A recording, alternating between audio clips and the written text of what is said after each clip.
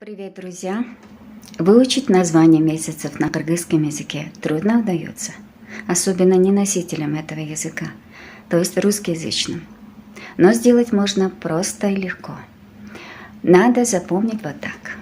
Из 12 месяцев 5 состоит из цифр, нечетных цифр.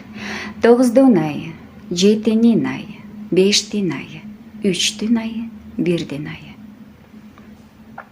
Я считала намеренно по порядку бывания, потому что в календаре они так расположены. Из них двое в начале года, үчтинайы, бирдинайы, это январь и февраль, а трое в конце года. Тогуздунайы, жетининайы, бештинайы, это октябрь, ноябрь, декабрь. Между ними есть еще 7 месяцев.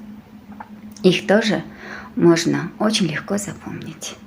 После үчтиная и бирдиная идет 2 Курана. Жалган Куран и Чин Куран. Это март и апрель. После них идет всего 3 животных. Бугу, олень, кулджа, теке, горные козлы. Это май, июнь, июль. Потом после них 2 Она, Башона, август, Аякона, сентябрь.